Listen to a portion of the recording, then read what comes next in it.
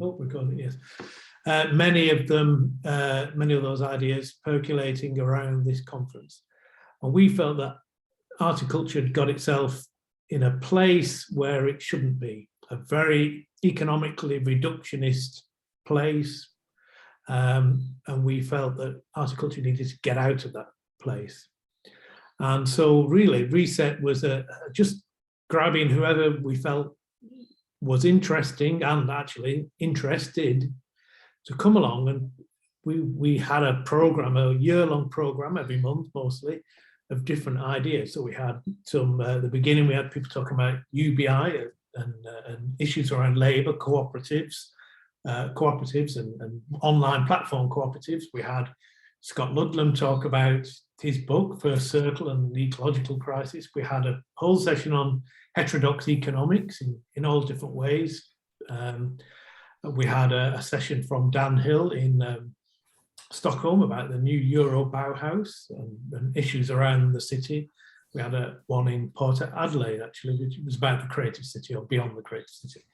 And in about 4 days, we've got a big conference in Adelaide with about, I think it's 200 face-to-face people with, I don't know, about 100 online participants over 2 days, called Reset, resetting art and culture. How do we move from the idea of the art and culture as a kind of a mixture of a kind of supposed industry and full of, you know, basket case market failures? How do we move that to reasserting it as part of a public value, public sector? So that's really what this session's about. So that's the kind of general program. We're going to, Julian's going to talk first about the language of economic rationalism.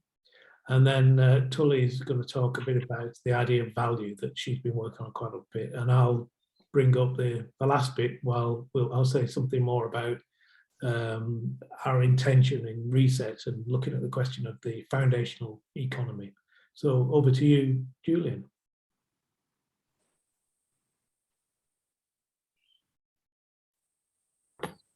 Thank you very much, Justin. So I'm just going to make a few remarks about what we call economic rationalism generally. But before I sort of say a few critical things, I thought I might mention how I came to the problem, because I think perhaps for some people they come through the big picture.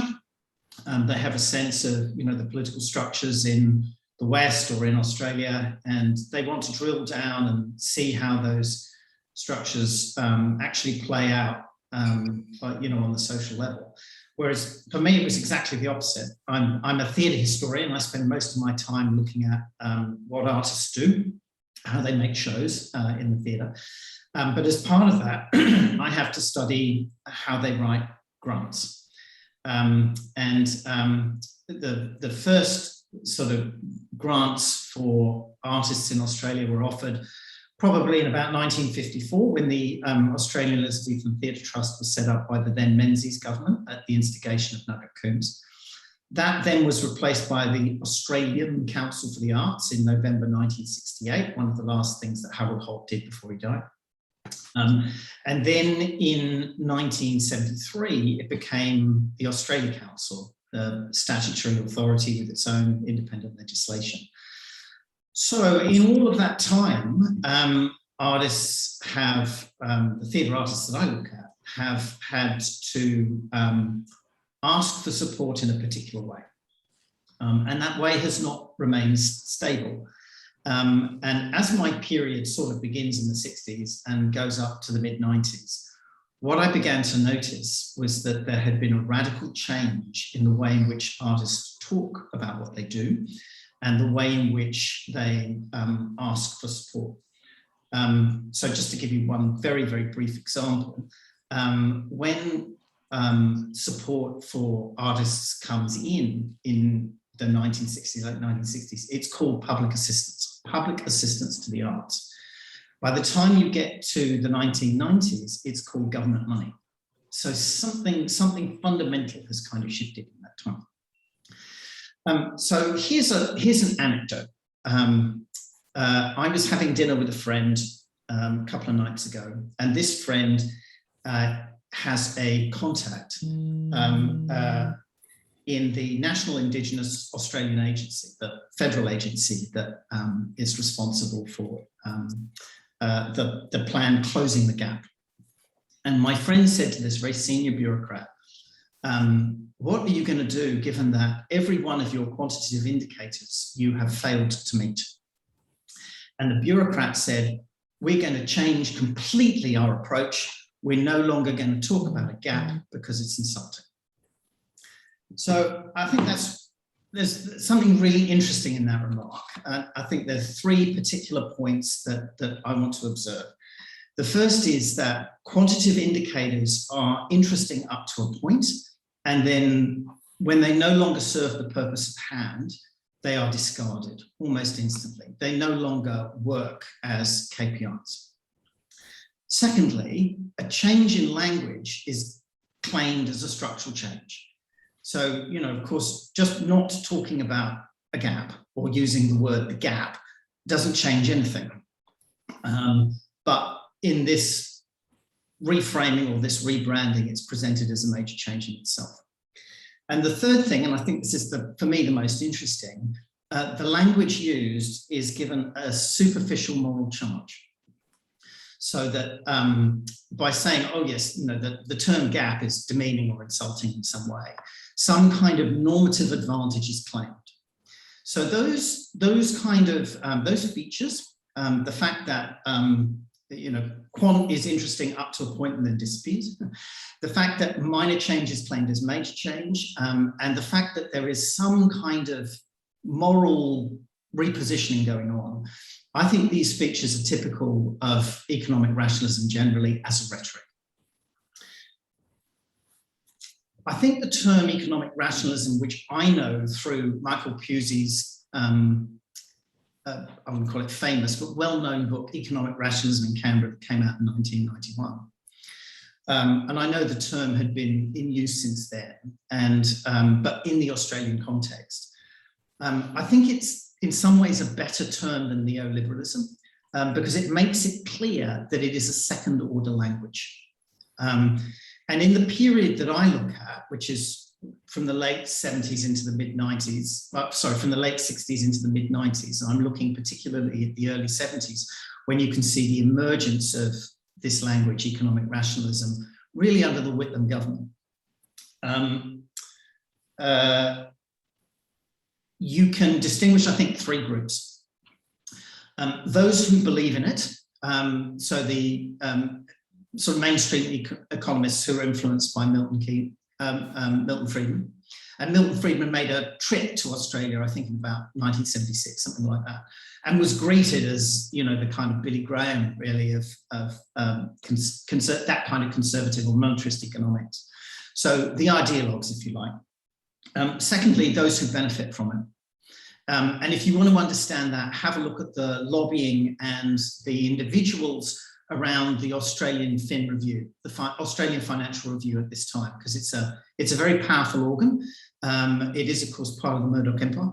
And there are some extremely influential individuals, and as well as some individuals who stand to benefit if there is a change, for example, in Australia's taxation regime, which indeed there was.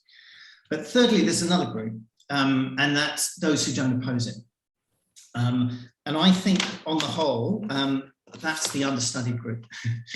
I think they're the most significant in many ways. And it reminds me of a remark from Raymond Aron, the French analyst, when he was talking about the Hungarian Revolution of the 1950s and talking about the Hungarian government at that time, and saying if the non-Marxists in the Hungarian government had been anti-Marxists, then the revolution would have succeeded.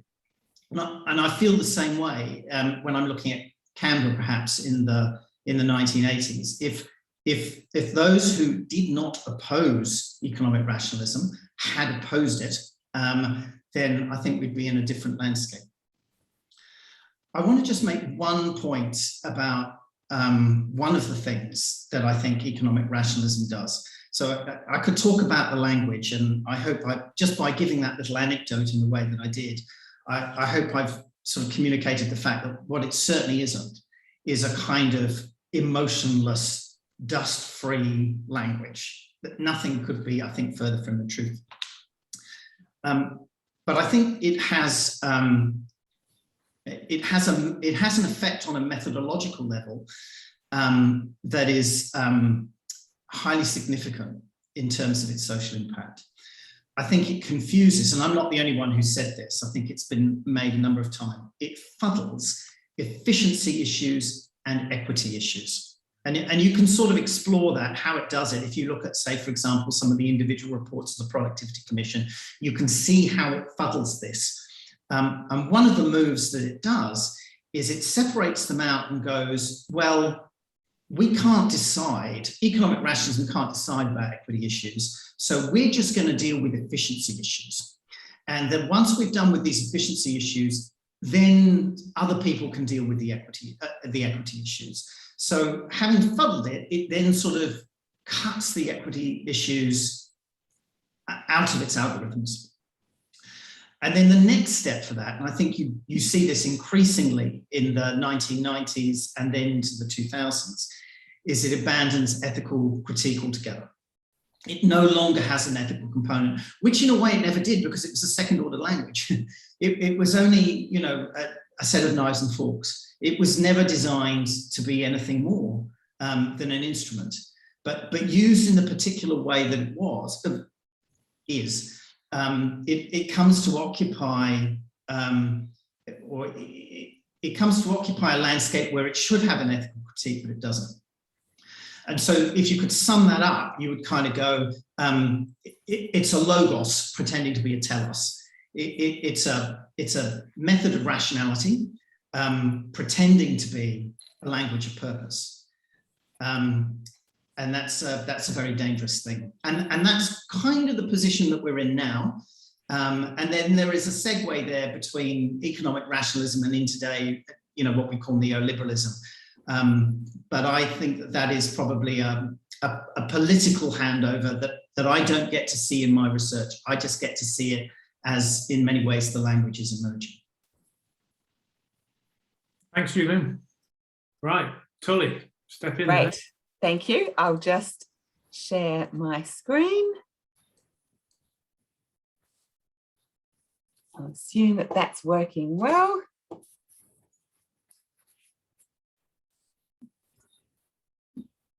Great, so thank you. And so I get the absolute privilege to work with Julian and Justin very closely and benefit from all of those ideas. And I'm going to take you through some of the practical things that we've been doing in our work together in various different components. So, Julian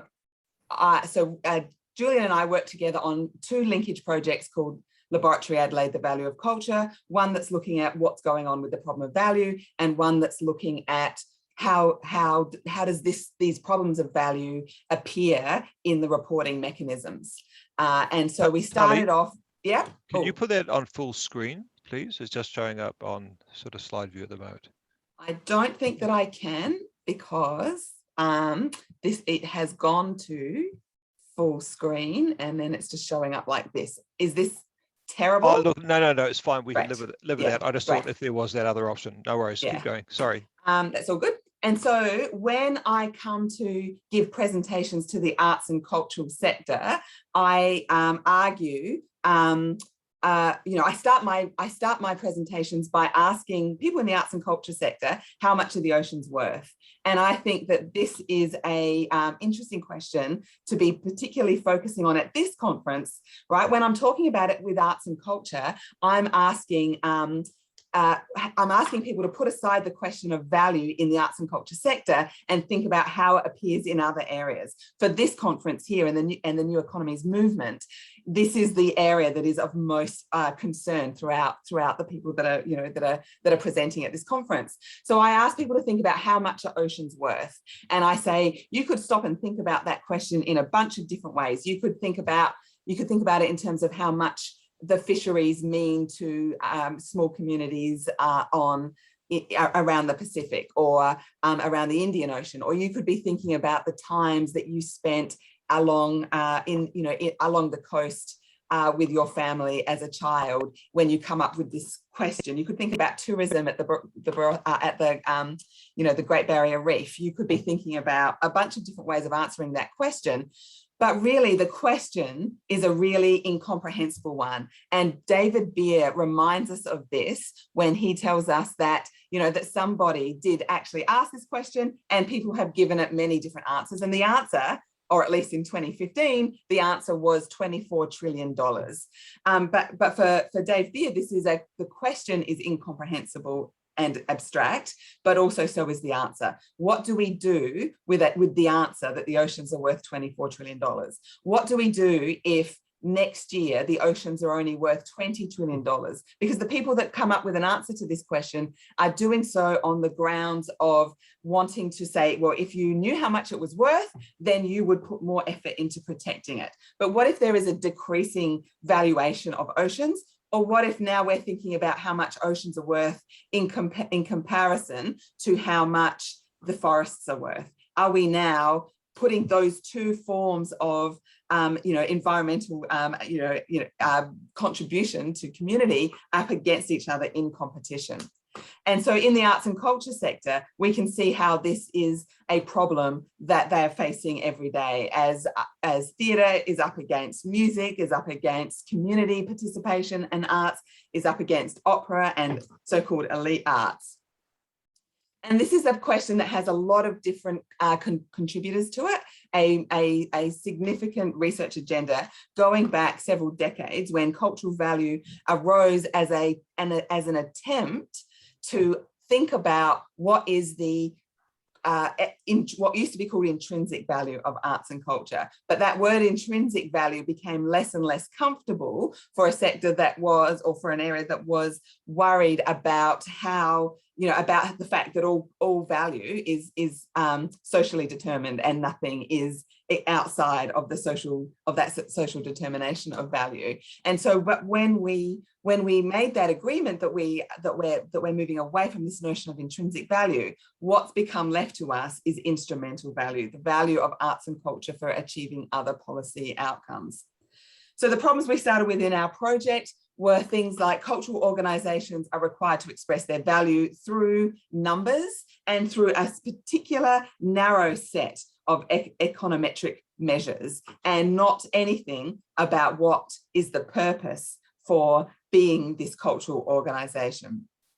They reported that cultural impact studies were never going to tell the full story of value for them, and they have no useful means of talking about those other kinds of values. So we tried to intervene in those, and what we came up with are a series of insights into this that we have worked at for the last few years.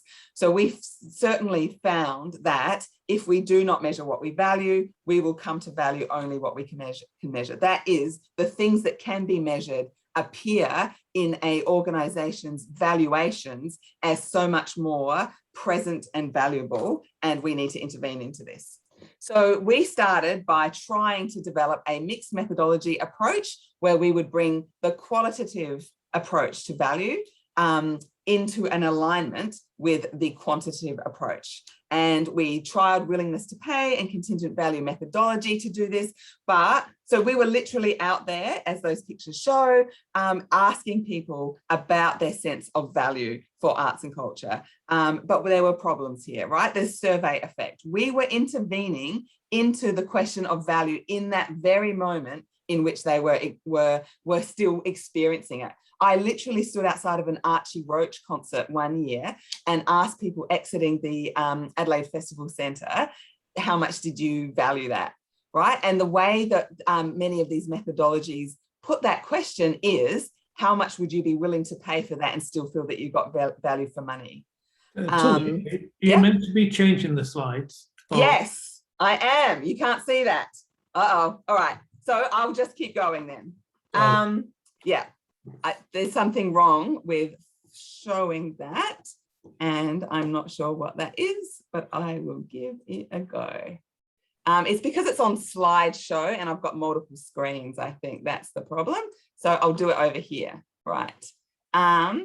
So we were out asking people, there we go. We were out asking people what they thought about value, and we were ruining that value as we very much asked those questions. So we learned from this whole process. We learned that numbers have a rhetorical power that it does not align with their actual reality. So that is that people think that qualitative methods are subjective, but actually quantitative methods and quantitative outputs are just as rhetorical. We discovered the way arts organisations are addicted to growth, and this is through no fault of their own, but it's within the community that they are within. That is the way that they have to prove their value to stakeholders, that they have to then respond to this, this sense of every year being better than the year before. And so we saw the problems that would happen if one year an arts organisation got a bad number. So there was the year, for example, when there were no ways to show in the data growth through ticket sales, the return on investment, artist experiences, etc. What we saw as the growth metric that was used that year was most pies sold. Pies, P-I-E-S, most pies sold. I'm not even joking about that. And we also saw the distorting effects of indices and quantitative-based evaluation exercises. So, and then on top of that, we saw that the numbers don't work, right? And we see that in every wicked problem that we experience in our world at the moment. The numbers don't work. So decisions don't get made on the numbers, or at least not the numbers alone. Decisions are required to justify, but the decisions are made elsewhere. So numbers are required to justify decisions, but the decisions are made elsewhere. So into that gap, so we see this as a problem between evidence and action. And into that gap are a range of issues. So we can see the problem of time there, the fact that arts and culture and the environment operate upon a much longer time scale for the return of the evidence of value than a one-year annual report or a 3-year electoral cycle can allow for.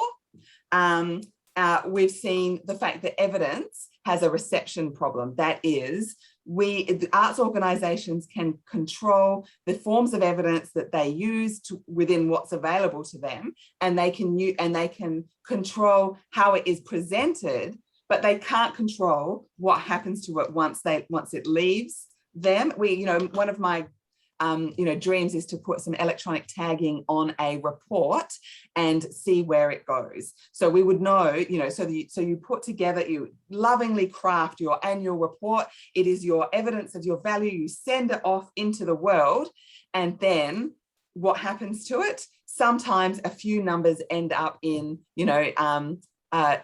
Parliament when something is quoted, but for the most part, only the numbers are read.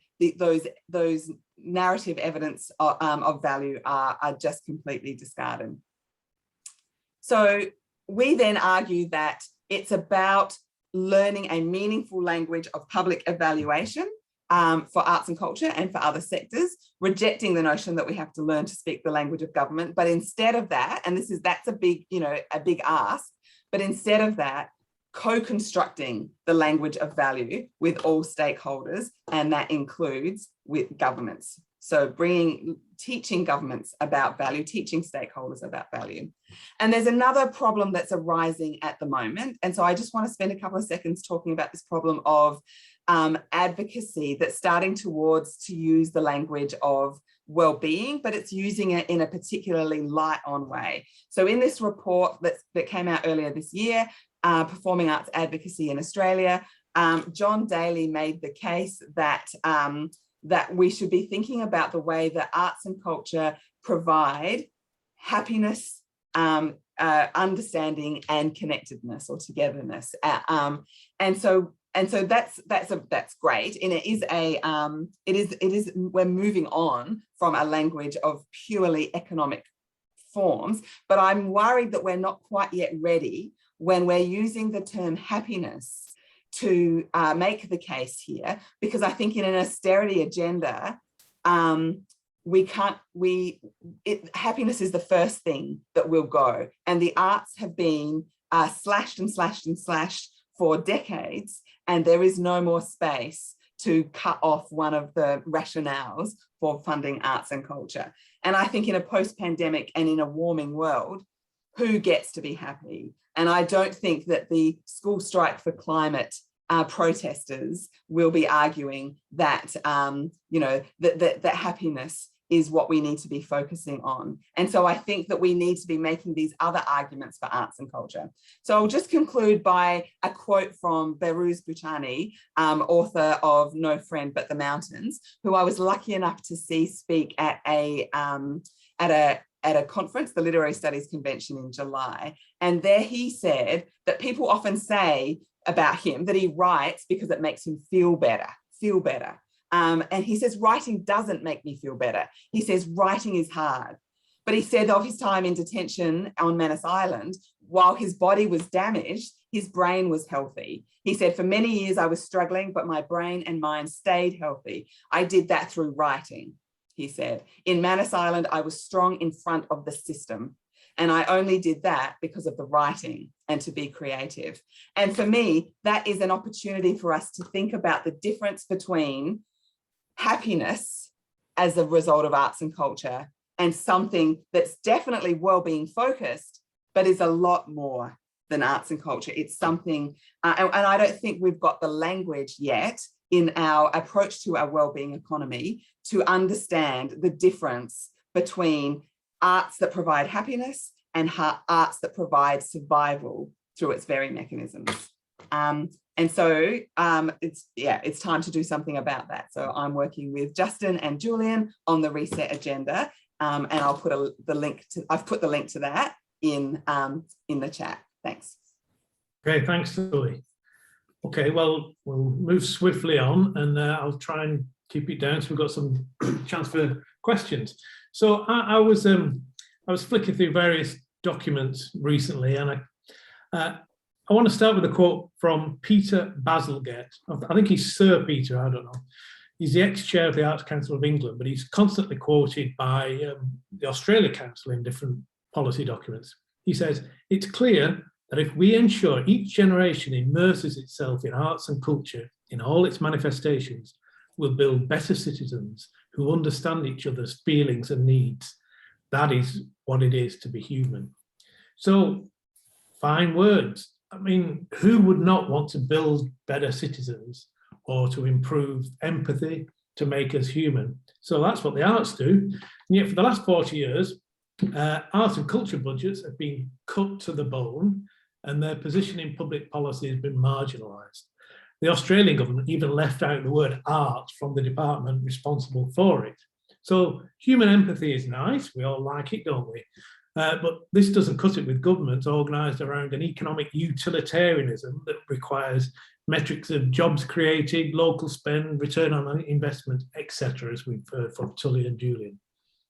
Art and culture, on top of that, have been positioned as creative industries, which, as incoherent and slippery as the concept might be, has completely colonised the language, the very identity of the sector. So Bazalgette's word takes us back to the finer sentiments, actually, of the third Earl of Shaftesbury, one of the 18th century founders of the idea that art can bring us together. But unless, actually, you can turn these fine words into ideas of innovation and economic growth, well, just leave them at the door, sir, is the answer to that. So how do we come to this and how do we get out of it? And that's what research is concerned with. How have we got ourselves into this position? And part of what we're looking at is how to get out of it and how to link art and culture to the transformative social and economic programs and political programs that have begun to emerge since the global financial crisis of 2008. Long roots in Marxist, social democratic, anarchist, feminist, anti-colonial, environmental thinking, yes, and really accelerated since about 2008, and certainly since an accelerating climate change had put questions of how do we envisage a different future for humanity. So you'd expect that art and culture would be right there in the thick of this search for a new imaginary, but it's not. It's nowhere. So visions for a different future, programs for social, economic, environmental, political transformation do not include arts and culture at the moment. So we're working a lot on the idea of the foundational economy. There's a big collective in Europe, and we've just finished a paper discussing this, very much akin to donut economics, this kind of thing, but I think more empirically focused and with a lot more policy bite. But in all of these people, all of the heterodox economics people, the universal basic services, all those kind of things, they do not include culture. And I think one of the main reasons for this is actually that culture itself, even from a viewpoint of radical transformation, has just been seen as some kind of consumer industry. You know, whatever we need in terms of basic needs and wants and real social foundations, it doesn't include culture. But I think the fault's also from the cultural sector, certainly the leaders who, as we've heard, have been absorbed completely into the language of economic rationalism or neoliberalism. And oddly enough, the cultural leaders hold on to this language at a moment when governments around the world, including right-wing governments, have abandoned the language of neoliberalism. So the cultural sector is kind of last in, last out. So we get the situation now, well, while they acknowledge the deep distress faced by the art and cultural sector in the pandemic, which, as we all know, has been disastrous, now's the time to pick ourselves up, dust ourselves down and learn to be digital, you know, get on the screen, that way we can build back better, which is the current Australia Council's slogan. And if we can simply build back. But do we actually want to build back? Never mind whether it's better or not. Do we want to build back? And it reminds me of reading about the Soviet Union, you know, when the Great Patriotic War broke out in 1940 or 41, there was a perverse relief among the citizens because they could go outside and cry publicly about how disastrous, you know, how they could mourn, they could cry, they could, you know, show sadness, because before that, you know, you weren't allowed to. And it's a bit like the pandemic, you know, finally, you know, the sector acknowledges the suffering that people are in, you know, not the media, it's in the media, lots of reports in the media, and even some politicians acknowledge it. But now that's over, come on lads, back to work, you know. And what we're saying, it's not the time for back to normal. It's not the time for incremental policy tinkering or better advocacy, all this kind of stuff that is coming out of a new approach on these philanthropically funded think tanks.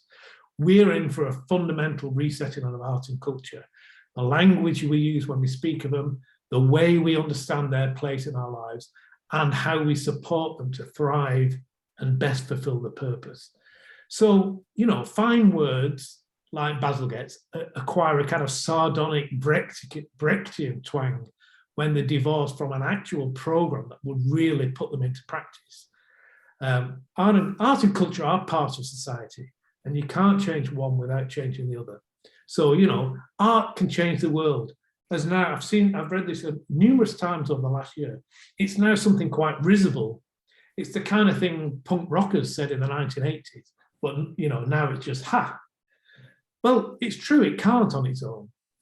And the practical questions outlined by a lot of talks at this conference, by the foundational economy theory, by the donut economics, etc., heterodox economics, these practical programs do aim to change the world. And they do see possibilities in the change in the here and now. And art and culture need to be part of that transformation. They can't change the world on their own. But then again, we would say that without them, any change would be impoverished and made more difficult.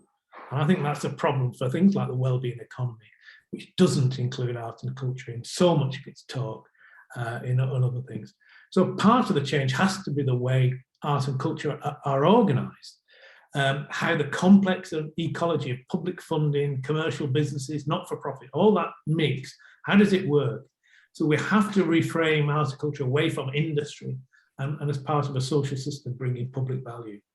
And it's an engagement with what used to be called political economy, a recognition that economies are not natural, but they're wrapped up in a range of legal, regulatory, social and political arrangements that we need to change and move away from the idea of GDP, endless growth, etc. So for us, you know, the well-being economy, the foundational economy, all those kind of new ideas, they're part of this problem. And we're trying to think art and culture as part of that radical program. And, you know, rather than see art and culture as thematically representing social and political change, we often get that, don't we? You know, art and culture kind of change minds, change hearts. They kind of put out the message of climate change or other forms of social injustice. Well, we're saying, yes, fine, but we also need to enact that change as part of their own political economy. We need to reset the way art and culture are funded and regulated, how its workers are taught and nurtured, how its audience are respected, and how it informs our public spaces and how it's spoken of in public policy. And it's only if we change them and do all these fine words not simply fall dead from our mouths. And that's really the task we've set ourselves. Thank you. A not insignificant task at all. Oh. Look, that's really quite powerful, I think, in terms of its transformative vision, and also its analysis about where we've come from. So questions. There is a question in the chat, I note. You'll probably be able to read it there. What do you think about culture framed in terms of human rights? You might be able to read that one.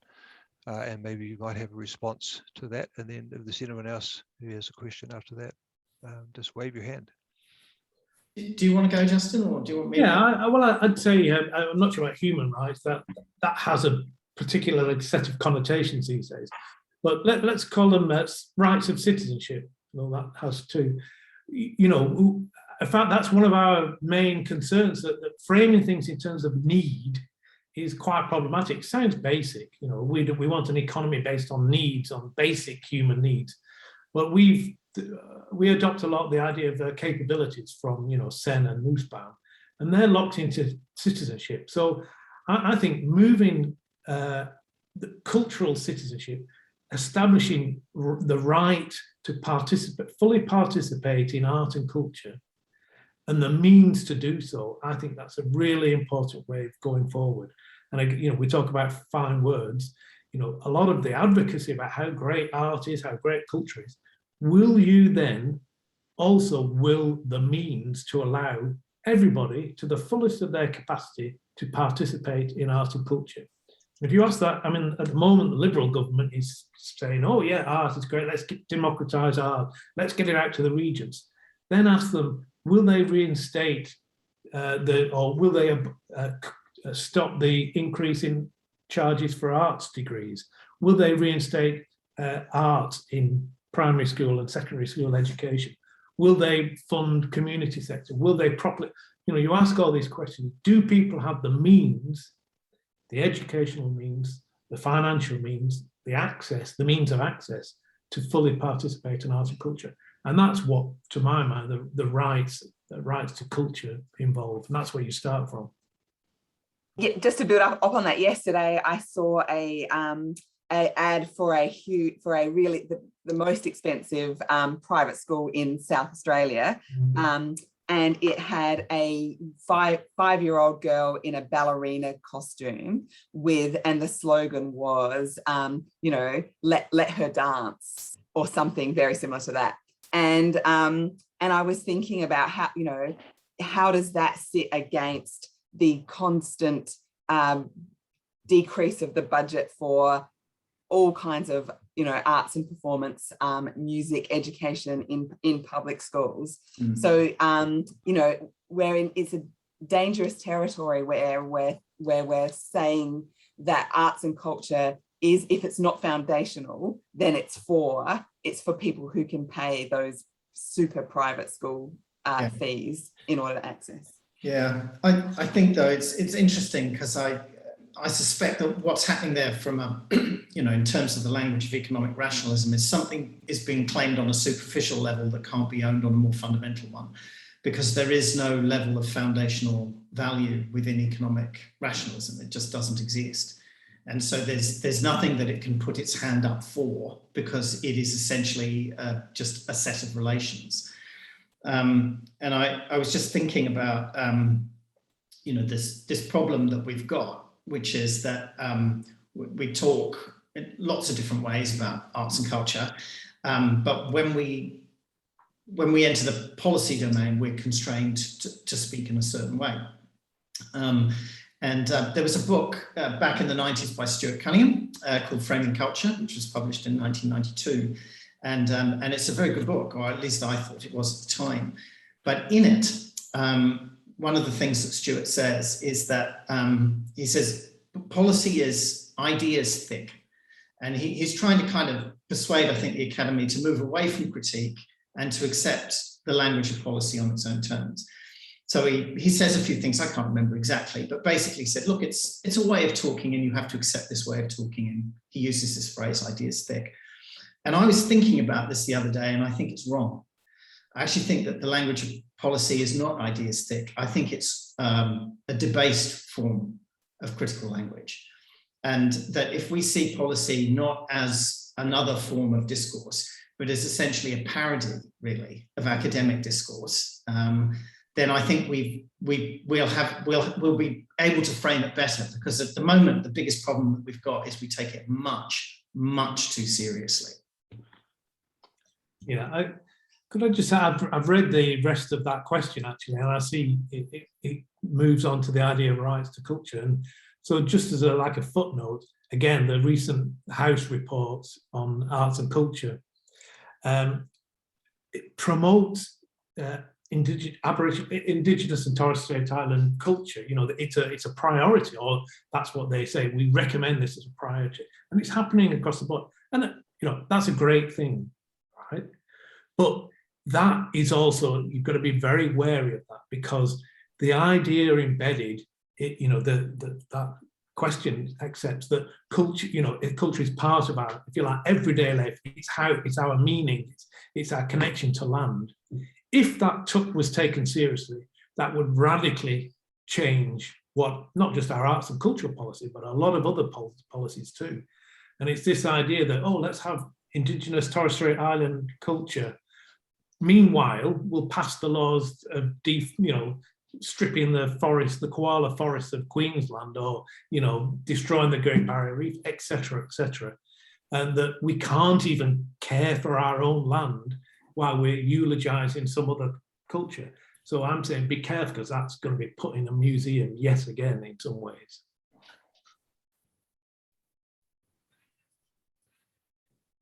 Right. Any other questions? I'll jump in if no one else will, but I'll wait for a moment before to give anyone else a chance to speak up. Just unmute yourself and ask.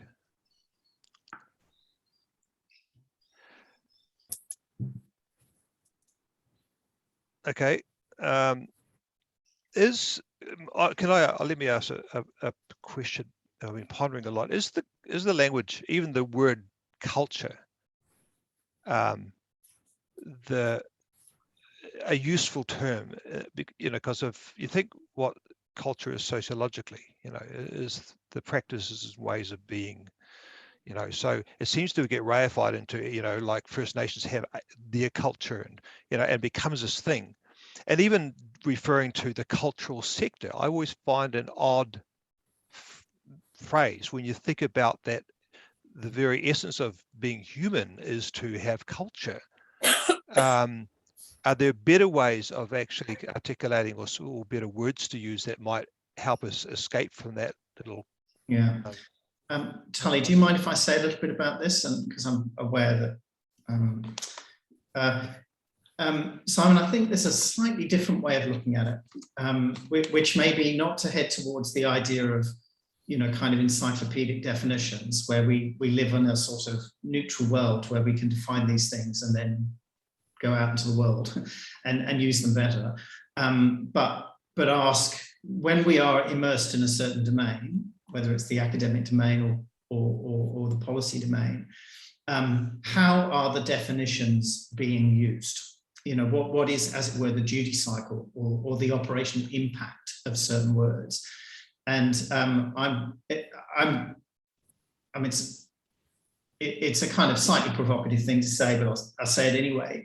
I'm always tempted to say that the academy and academics could define these words in any way they liked, and the policy process would find a way of using those definitions to serve its particular needs.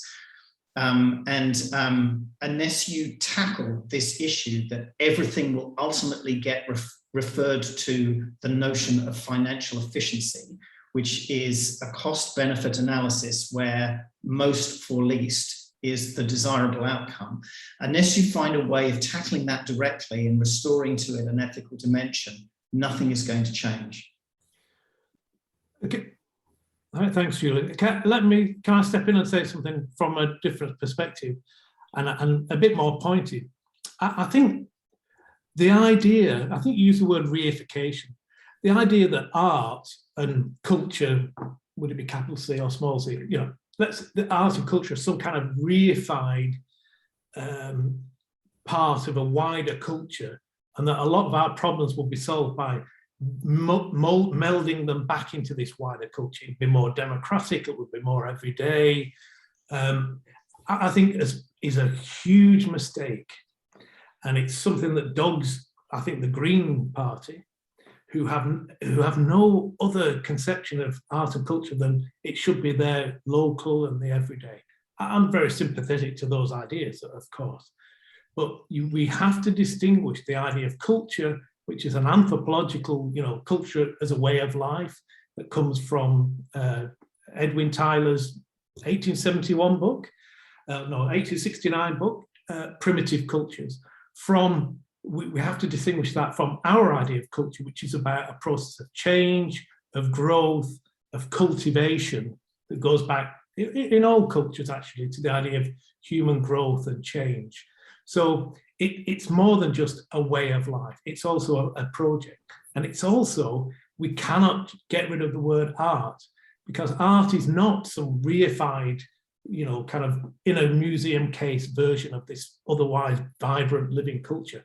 Art itself goes right back to all recorded history, or prehistory. From the very beginning, something that we might describe as art's verbal, a certain form of mark making, a certain form of movement, certain kind of music is present.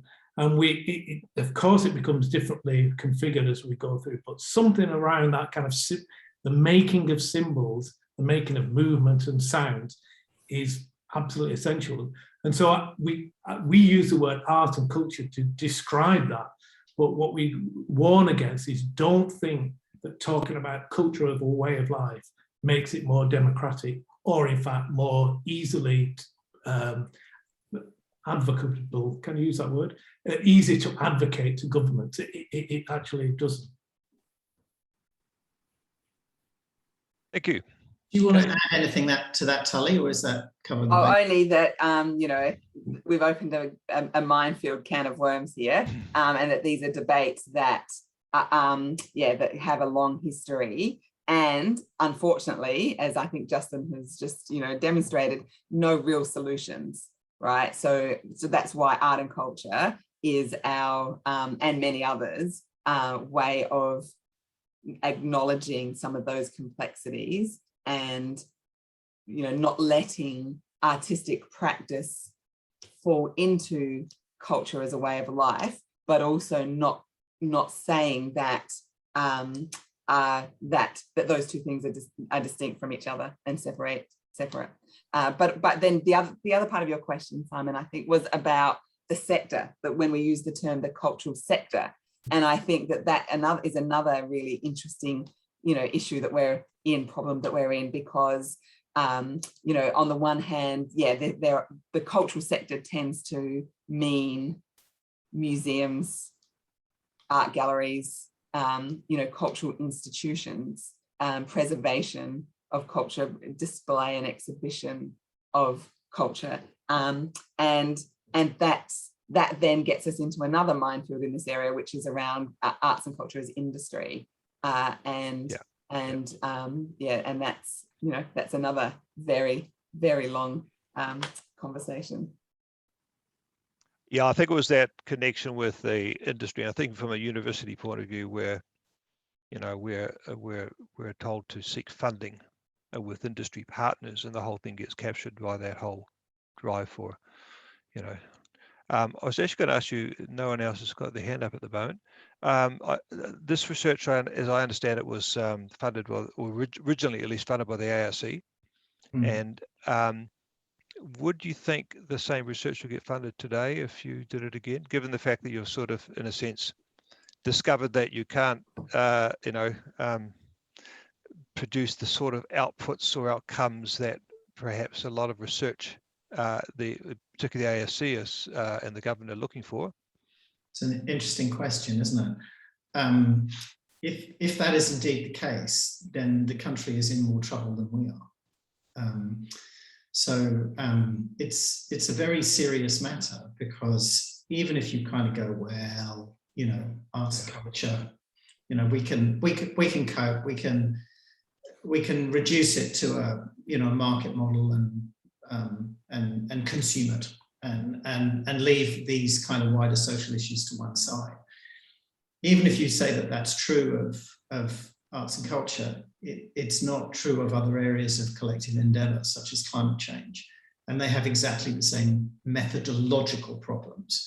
So Justin alluded to the concept of public value, and the issues of climate change, and most particularly changes in social behaviour in order to action climate change mitigation policies, involve exactly the unfuddling of efficiency and equity issues that we've discovered in arts and culture.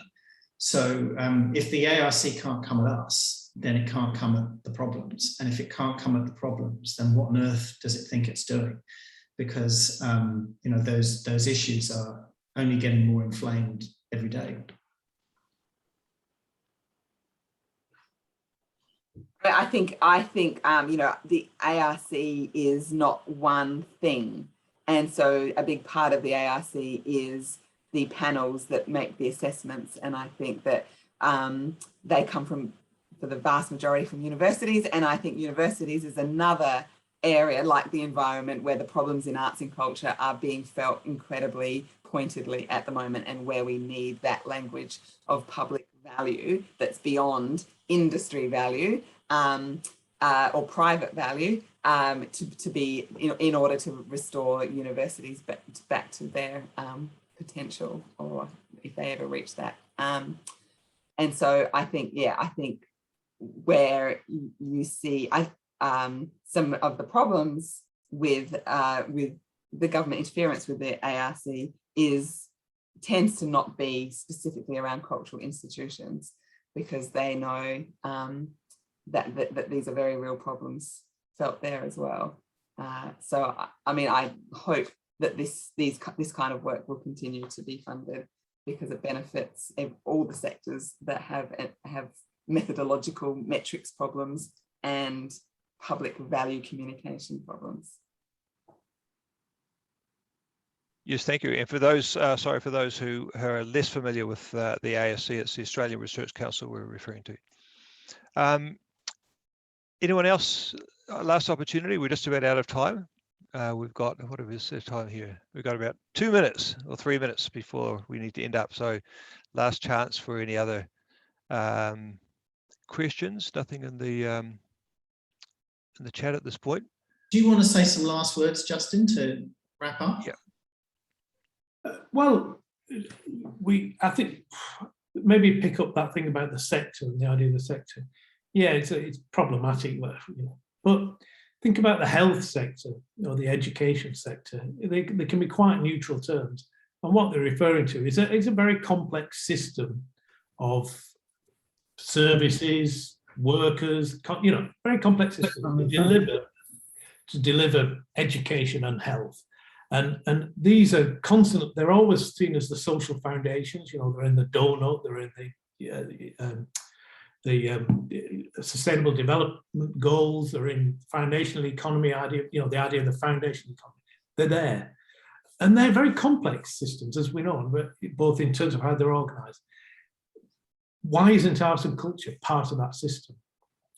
And I mean, that for us is a key thing. We think it should be, because it was in the 19th century, it was part of that system, but it's really fallen out more than any of the others. And so the recent report we talked about we are going to look at the economic and the non-economic value of arts and culture. Who would do that in health? We're going to look at the economic and the non-economic value of health. Of course you wouldn't do that, it's a nonsense. Culture constantly gets subjected to that thing. Every report starts off with it's worth this, it's worth that with it. And so that it's highly problematic. So what would it look like if we saw it as like the health or the education or the social services system? What would it look like? And even just asking that question will turn the current policy settings on their head. That's fantastic, and thanks for your not only your passion but your deep thinking and your advocacy for this, because I think it's really critical going forward, as you just well articulated. So Justin, Tully, and Julian, thanks for your time. And enjoy the rest of the conference if you're staying around. And for the rest of us that are here, time to head off to the next session and more provocative and interesting thinking. So go well. Thanks, everyone. Thank you so much. Bye. Oops.